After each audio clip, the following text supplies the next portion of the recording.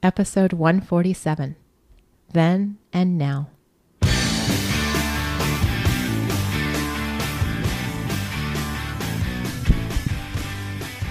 Welcome back to One Extraordinary Marriage, where we talk sex, love, and commitment. You're here with Elisa DiLorenzo. And Tony DiLorenzo. Welcome back, all of you that are listening to this. We are right in the middle of December, and so happy to have you join us this week. We've had a few experiences over the last week where listeners are starting to find out that their friends are listening to us and didn't even know that connection was happening. I have to share one story before we jump into the podcast, but I was at a networking event, and a woman that I'd met a couple months ago told her about one. She comes up to me and says, "Oh my gosh, I was looking to see who's following you, who your fans are. And I saw two of my friends who live on the other side of the country, girls I grew up with." And she said, and I didn't even realize that they had been sharing your stuff prior to meeting you, because you see your friends post stuff up on Facebook and you're like, they shared something. And so I'm so tickled with how one is growing and how you all are sharing the word, sending the podcast out there, sharing it with your friends. It's very exciting, and it is a huge gift to us that all of you do that. We, as always, anytime that you want to get in touch with us, if you want to share some of these other One Extraordinary Marriage connections that you're finding out that your friends are listening to us, or if you just want to shout out to us and tell us where you're at, because I love knowing where you guys are from. Right. Give us a call. The listener feedback line, you can reach us at any time, 858-876-5663. You can send us an email at info@oneextraordinarymarriage.com. And know, as always, and we will say this every week because there are new listeners every week, your email comments, your phone calls to us, those are all kept anonymous. If we do decide to read a portion or play a portion on the air, your identifying information is going to be left off, because we want to get your story out to the audience. We want your story to be a story of hope, something that we can use to encourage others. And that's why we choose the anonymity behind that. That is true. You've got a big smile on your face. Oh, it's just a beautiful day, and I'm excited to be behind the microphone. And this is, I do have to share that little part, because you guys often hear us saying how, well, we're recording at night, the kids just went to bed or whatnot. And we are actually trying something a little different. There will be no footsteps running out in the middle of this podcast. We're so excited to share with you that we are podcasting during the day. We are wide awake. It is morning. We're still in our studio here at the house, but we're having fun with it. We're trying something new, and love your feedback. If it sounds a little different, with the exception of the fact that I have a cold, all the other feedback, just don't write in to tell me that I sound a little foggy, because I already know. So then and now, we received an email from a listener this past week, and she hit on something that I feel like we've talked about in bits and pieces over the last 2.5 years, but never really sat down with you guys and said, this is where we were then, and here's where we are now. Right. If you go back all the way to episode 4, if you haven't listened to that one is called Listener Feedback, and we share bits of our story, sort of those 3 big points that we have gone through in life: financial debt, loss of a child, my 18-year addiction to pornography. And we've talked about those because those are defining moments in our lives and in our marriage. We never have really talked about, how did it all begin almost 5 years ago, or it is 5 years ago now, when we did the 60 Days of Sex Challenge. What was our marriage like before we did that? Were we where we are today? I mean, happy and chipper and doing the intimacy lifestyle and all that? I would love to say yes. Unfortunately, no. And that's what we want to go into today, to really give you guys that view and open up and say, this is who we are and this is where we were. Mm-hmm. Because many of you come writing to us going, well, I can't have a marriage like you because this is what I'm dealing with, this and this and this. Believe me, we understand. We've been there. And it's just taken us 5 years to get to where we are. So do I believe that you can get here? By all means, yes. It's time, patience, being able to work with each other, being able to look at yourself, and more importantly than not, it's taking action. It's taking action at something. One thing. Not everything, but one thing. And we'll talk a little bit more about that when we start going through where we were then. Mm-hmm. She had written in, she said, I was wondering how you would describe your marriage before your 60 days of sex, before the podcast. I was wondering how you went from there, wherever there was, to being willing to have sex for 60 days straight. Where I am, I can't imagine doing 60 days of sex with a husband I feel so emotionally distant from. Just curious. And I will tell you, if you all will just journey back with me about 5, 6, 10 years, Tony and I did not have a great marriage. I wouldn't even call it a good marriage. We knew after Tony had hiked the PCT, the Pacific Crest Trail, he had been gone for 138 days. This was 4 years into our marriage. And that was one of the lowest points in our marriage when he came back. We've shared with you all that the readjustment from living out of a backpack to being smack dab in the middle of Orange County, California, was definite culture shock. There was depression there that we didn't realize at the time, even though we'd been warned about it. Those of you that have listened to Tony, some of you have been fortunate enough to meet him, know that my husband tends to ride only in the glass is half full side of life. Mm-hmm. He is the eternal optimist, sees the good in everything. And so even though people had told me he might go through a depression when he came back from the trail, I didn't believe it. I was like, seriously, not my husband. Then I was suddenly married to the guy who wasn't getting off the couch all day. Right. And after about a month of that, came home from work one day at lunch and said, I was looking at divorce attorneys at lunchtime. I can't live like this. I need you engaged. You are not engaging with me. You are just living on my couch. If we weren't married, I'd kick you out because at least, I could get a roommate that would pay half the bills and do something. And we really had to struggle through that point because I knew that I still cared deeply for him. And I even told him, I know deep down I still love you, but this thing that we got going on right now, this is not working for me. I need you back. I need, you have to leave the apartment, hun. You got to get out there. Can I push you out the door? And a lot of tears. That was the defining point in our marriage, though, I will tell you, because that was the day that we decided that divorce was not going to be an option in our vocabulary. Right. Defining moment. It didn't change things for the better. It just meant that we were going to grit our teeth through whatever came after that point. Mm-hmm. And we did.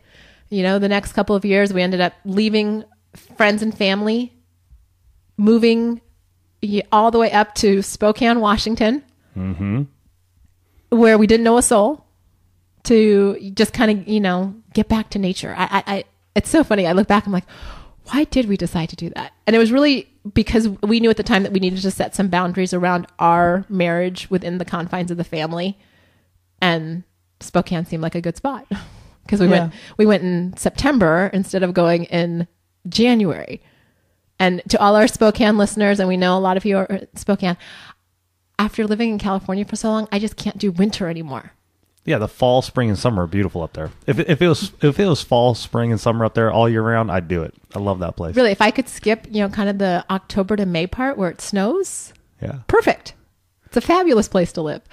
And I know many of you love your seasons, and I'm not bashing on the seasons. It wasn't the right fit for us after being in California, and that's where we got pregnant with Alex. So. That another dynamic shifter. All of a sudden, there's this little screaming child who was kind of high maintenance. Right. And we hadn't worked through a lot of our issues by any stretch of the imagination by this point in time. I mean, we were just dealing. A big thing that happened during that time was, we did come together and realize that we wanted to get out of debt together. And so that was a big force for us to connect because it really caused us and made us talk a lot and work together in a way that we had never done before in our marriage. So that was one of the big things that had happened for us while we were up there. And that was huge. It allowed us to talk about our finances more openly and freely than we ever had before. We still were at a point though that sex, romance, passion wasn't really talked about.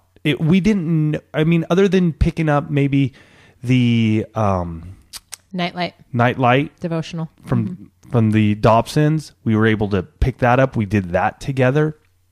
But to really hone in into our sexual intimacy, that wasn't there. So as we went through life, we weren't really honing in on anything. I mean, we were just sort of passing by each other. Yes, we talked about our finances. Yes, we got out of financial debt, which was awesome to do together. That solidified that area in our life. But as we got closer to the 60 Days of Sex challenge, not much had really changed. Our communication was still lacking. We didn't talk about sex that much to each other other than maybe in the bedroom. Right? Yeah. I'm sitting here thinking, as you're replaying this and we're going back in time, I don't remember ever going on a date with you after we got married. Like, I don't remember having romance in our marriage. I can't honestly think about like one time where I was like, wow, he just swept me off my feet. I can't remember that. And I have a pretty good memory, so I don't feel like I'm blocking things out. I just don't think, I think we stopped. Right. I think we said, I do. And then we didn't. Well, we did go out the night right before Alex was born, but that's because I was hungry. Yeah. It wasn't because we were having a date. It was because I was hungry and I didn't want to cook because I was 9 months pregnant. That was not a date. Right. I'm glad we're grasping for straws. The thing was, and I hope that you're hearing this, is that we did not communicate. Right. It was very surface level. We did not dig deep into our sex life at all. I mean, there are still times when I'm kind of like, wow, Alex, I mean, obviously I know how Alex happened, but the fact that Alex even happened is a miracle on some level because we just weren't connecting. We didn't talk about our relationship. It was there, the big elephant in the room, but we walked around it. It was okay. If we were having problems, as we've shared in previous podcasts, if we got into an argument or a disagreement, I just stopped talking.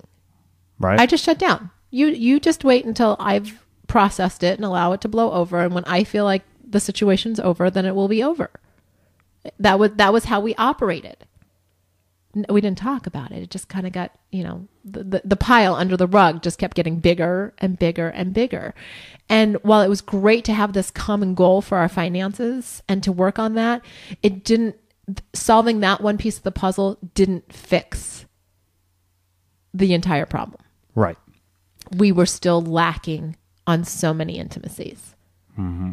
And, those of you that have children, that when you throw a child into the equation, it definitely upsets the apple cart and it causes new stresses. Oh, yeah. Because all of a sudden the dynamic between the husband and the wife are different. And, the dynamic between the mother and the child and the father and the child, and you're trying to keep all of these relationships up in the air. And most of the time, new parents, I will own this. As a new mom, I did not do this well. I was solely focused on Alex. It was all about him. Tony was there solely as a means to maybe change an occasional diaper and hold him if I had to take a shower. And that was where the relationship, kind of ground to a halt again. Because I was so focused on my child that I forgot that it took somebody else to help me have that child.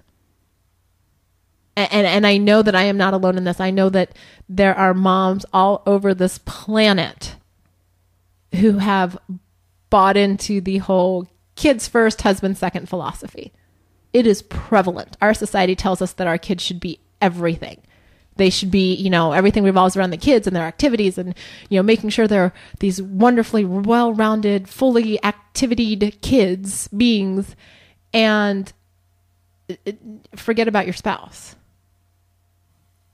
And I know because we've bought into this at various times in our marriage. Yeah. Oh, we totally have.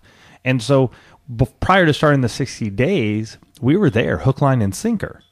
2 kids, just sort of working around each other.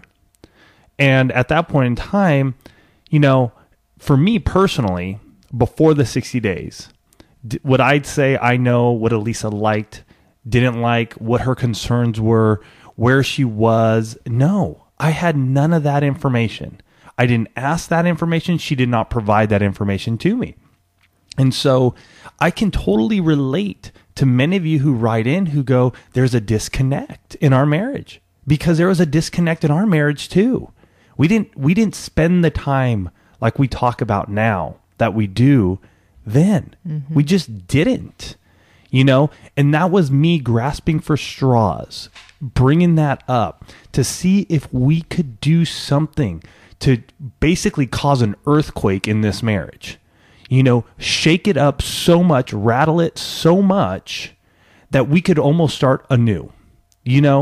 Earthquakes here in California, prevalent, they happen, we live with them. And when the big one hits, and we've seen smaller ones hit, they level buildings. Mm-hmm. And you know what? You got to rebuild those buildings. And so in my thought process was, if we do something radical, something crazy, spend time just doing this and nothing else for the next 60 days, what's going to happen? What could possibly happen? And again, Elisa says, I'm the optimist, and I am. And I was going, you know what? It could radically change our marriage. It could change who we are. And it did. But again, let's talk about then, before it all happened, and Elisa, where she was at. This is... for some of you that have struggled with weight issues, what I'm about to say may irritate you. After Alex was born, something happened to my metabolism, and I ended up losing substantially more weight than I'd put on during my pregnancy. When I first got pregnant with Alex, I was about 125, 130 pounds, gained roughly 30, 35 pounds. Then when I lost the weight, I lost an additional 20 pounds.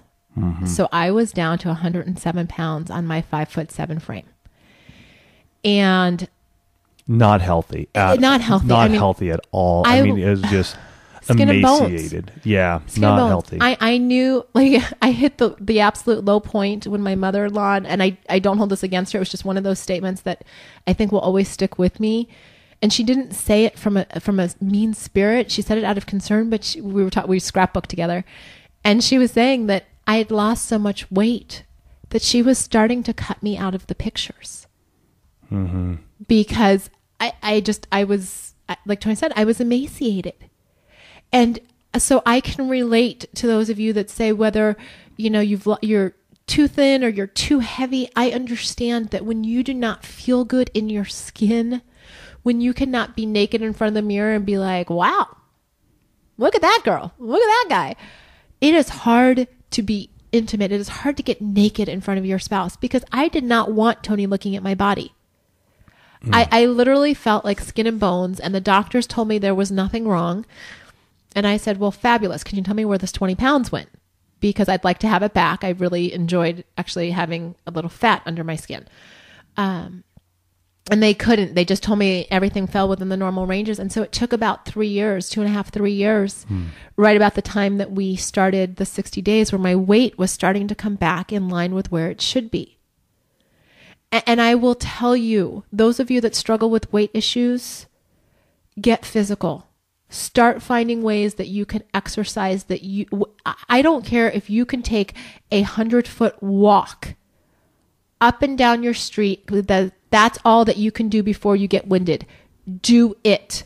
When you start to move your body, just like I, was able to get my weight balanced and I started exercising. I took up Taekwondo of all things. Totally random. But I started doing something with my body, trying to build muscle, trying to get that appetite to where I would actually take in calories so that I would put on the weight. There have been other times in my life where I had to lose weight. When Tony and I first met, I was 150 pounds. So I've been all over the spectrum with this man. Mm-hmm. And when you're at kind of your set weight, when your body's where it's supposed to be, I will tell you, it is a wonderful thing to be able to be comfortable in my own skin around my husband, but it did not come easily.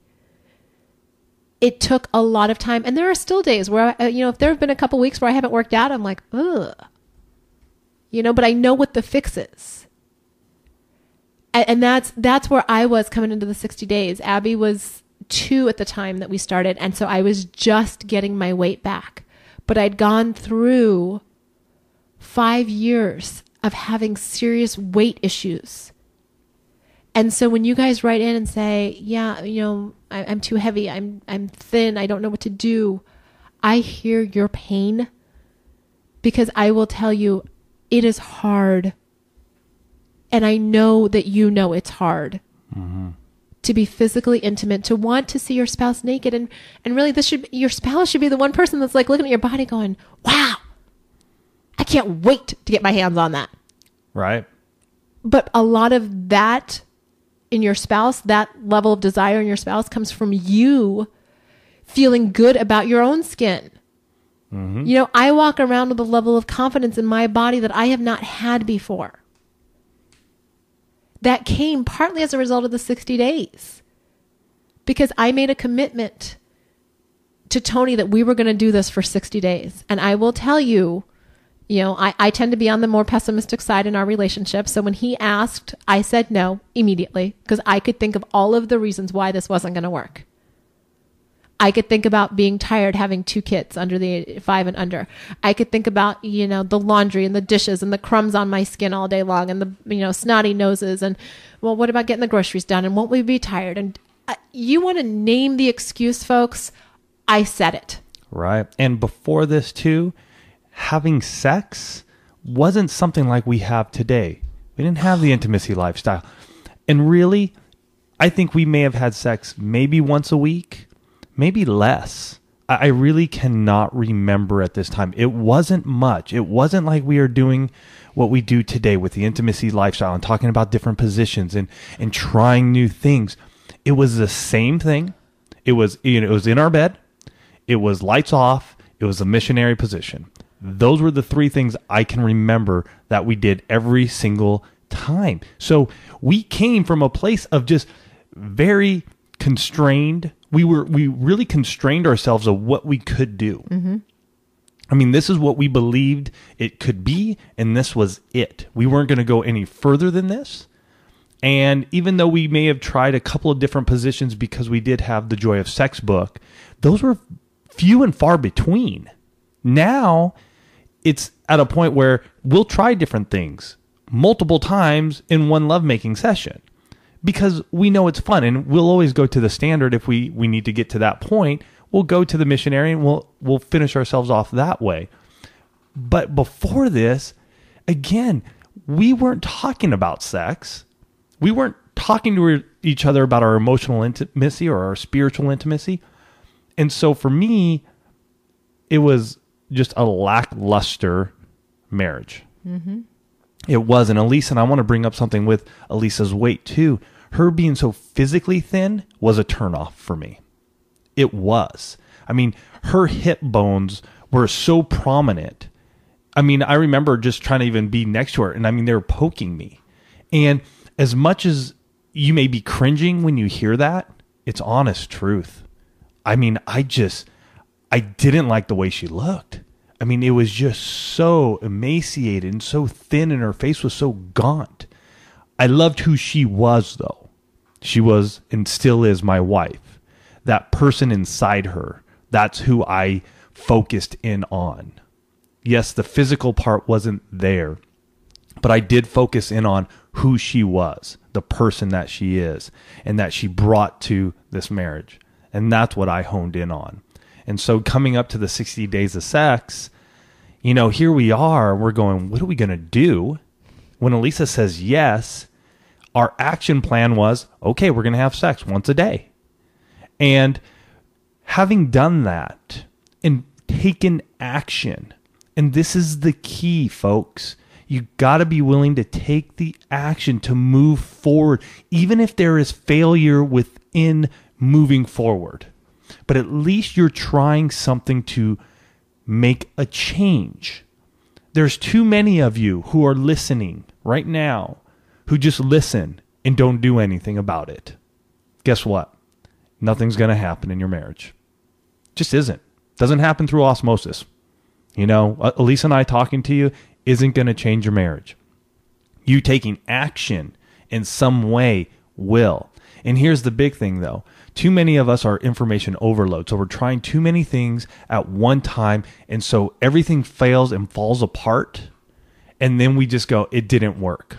Well, the problem is you're taking on too many things. And here's an example. When we were doing the 60 days of sex, it came up probably a week, 2 weeks in, was like, oh, you know what? Let's pray together too. So now let's do the sex thing, which we want to do. And let's read sort of a devotional, read from the Bible, and let's pray. We did that for about 3-4 days. And we were like, you know what? This is just too much. The goal of this right now is for us to be sexually intimate together, connect sexually, learn about that, communicate more, learn about each other more and how we deal as sexual beings. Then we'll work on some of the other stuff. And so really we wiped everything off our slate. We try to take as much off of our plate as we could. So that way each and every day we were spending time together sexually.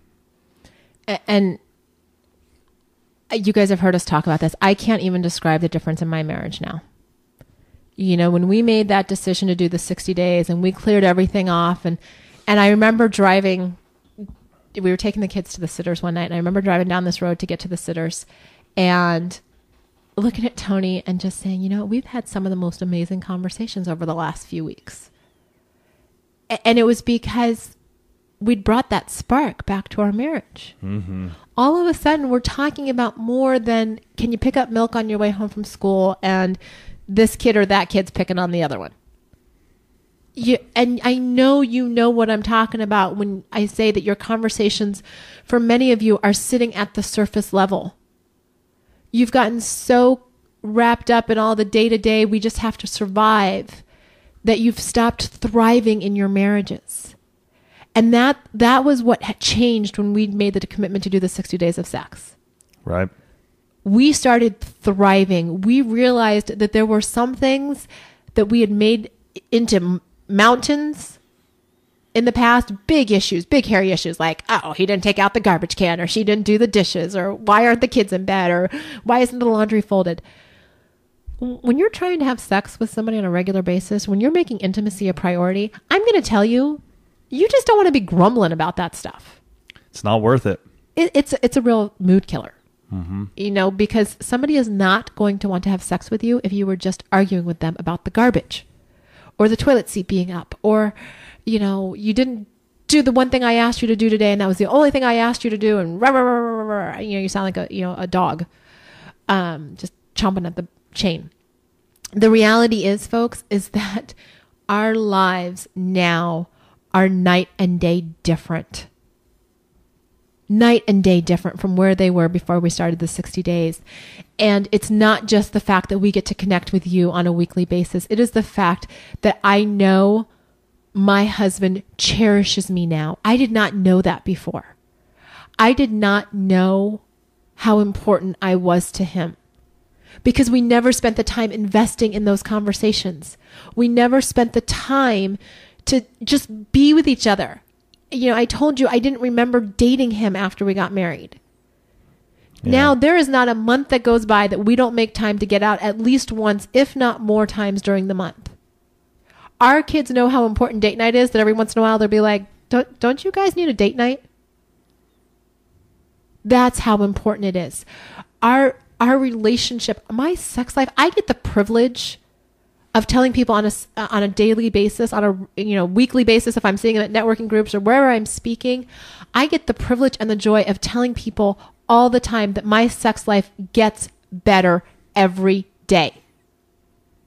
And then they ask me, well, how long have you been married? And the minute I start saying anything that's got a teen in the number, because we're at 16 right now, people are looking at me like I've got 4 heads. What are you doing? Well, I will tell you, it starts off by making a decision to have sex regularly. The intimacy lifestyle makes a difference, folks. That is one of the huge things that has changed. Yeah. And we did get a call in, and let's play that real quick because he has a question here for us that deals with that. Okay. Thank you for the great podcast and blog that you provide your readers and listeners. It's been a help for me and getting me through hard times. But the reason I'm calling and the question I would like to see if you have an answer is my wife and I, we've been married over 6 years, and we've always struggled with intimacy when it comes to having sex, and it's always been a struggle where we're on having sex regularly and then off, and then, getting back on the saddle is difficult for us, and I think it stems from her issues in the past as well as confidence, especially on my part, in the bedroom. All right. So main question here is, they're having sex sort of on again, off again. When they go through long periods of time, when they're not having sex, it's hard to get back in the saddle. And Elisa and I can totally relate. We get it, because it's almost like you're strangers again. Mm-hmm. And what do you do to get back to that sexual part of your relationship? We did a podcast that I want you guys to listen to. It's 141, Flirting Your Way Back. Because I think the big problem we face here is we want to have sex again. We're not doing all the little things we need to do to get to there. So we need to ramp up. It's like little baby steps. We got to take little baby steps so we can have the sex we want. So please listen to episode 141. 2 is listen to episode 140, and that's scheduling sex. And that's the intimacy lifestyle that keeps it going each and every week. And that will really teach you guys how to set that up in your marriage. And for each of us, it's going to be different. The intimacy lifestyle for Elisa and I believe it's the best way to do it. Honestly, 2 times a week. We each initiate 1 time during that week. I'm not going to go through the whole thing. Listen to episode 140, scheduling sex, and you'll get all the details there. And those were 2 of the big things that came out of the 60 days of sex. When you ask us where we were before the podcast, where we were before the 60 days of sex, we weren't there. There was nothing scheduled in our life. There was no schedule for our intimacy. Now, because of the intimacy lifestyle, we know that with the exception of the weeks that I'm having my period, we're having sex twice a week. Mm-hmm. That's happening. And here's the special thing about the podcast. We talk to you guys about communication all the time. I don't think you'll have an episode out of the 146 that we've done where we haven't talked about communication in some way, shape, or form. Right. The reality is that the podcast forces us now to sit down once a week for anywhere from 30 to 60 minutes and have a conversation. Yes, you all are listening. Yes, this is, something that we are thrilled to share with you. But the number one most important thing about the podcast is that Tony and I sit down and have a conversation. It is the number one thing that you guys can do for your marriage heading into 2013. You can schedule, more important than scheduling date night, more important than scheduling sex, you can schedule the time to talk to each other. Right. And here's why it's so important. You're not going to get to the sex part and you're not going to get to great date nights if you're not talking to each other. You've got to make a decision. You want to go from there, wherever there is in your marriage, where things are not so good, where, they're going okay, but they're not fabulous. Wherever you are, you want to take it to the next level. You want to see some extraordinary things happen in your marriage. You got to start talking to your spouse again. Right. You've got to find ways to engage them, whether you've signed up for our newsletter and you're getting the 77 questions to get the conversation started, whether you've picked up the he zigs, she zags, communication audio program. Thank you. All of a sudden there were a lot of words there that I'm like, I can't get it out. See, he's my backup. These are ways that you can start working on that communication piece, because I will tell you, once you start communicating, once you start really connecting at that emotional level with your spouse, the sex is going to be like fireworks. Right. And it may mean for some of you that you need to grow up yourself at the same time. You need to search your own soul, your own spirit, and realize that what God has created in you is wonderful. And maybe you lack that confidence in yourself right now. So don't hesitate to take some time each day, 5, 10, 15 minutes of reading a book, maybe picking up the Bible, finding that quiet time where you can be alone and you can search your own soul and where you're at. I know we do this to this day still. Now, is it every day for me? No, but many a days I am out there, I am reading, I am listening to new stuff. I am growing personally and taking action. And so if you need some time before you start looking into some of this, doing a 60 days of sex challenge or a 7 days of sex challenge, whatever it is, take some time, but have a plan. When are you going to take action? Put a date, put a drop dead date. Hey, in 4 weeks, I'm going to talk to my spouse about this issue that we are dealing with in our marriage. And take time from now till then to just search yourself. Where are you coming from? Write down what issues you may be having. Talk about the past. Sorry about that. And find out where you can grow. Mm-hmm. And just as we're wrapping up here, I do want to let you guys know that Tony has put up on the store on One Extraordinary Marriage. When we're getting close to Christmas, you might be thinking, okay, what do I get? I want to get this communication stuff. What do I do? What's that next step? And he's given you all a little early Christmas present, which I love because, he's a giver like that. But there are some package deals that he put up there. And as we've been speaking around San Diego recently, a lot of folks are picking these up. They're priced just right for Christmas. I mean, for less than a night out of dinner, you can give someone the gift of working on their marriage. And what I shared all of my events is that I don't know, as you've been listening to today's podcast, if you're thinking about, your best buddy, your BFF, your Aunt Susie, or maybe you're thinking about yourself and you're like, you know what? I want 2013 to be different. I want us to work on our communication. I want my girlfriend to have what we have. I want those things to change for either myself or for somebody else heading into 2013.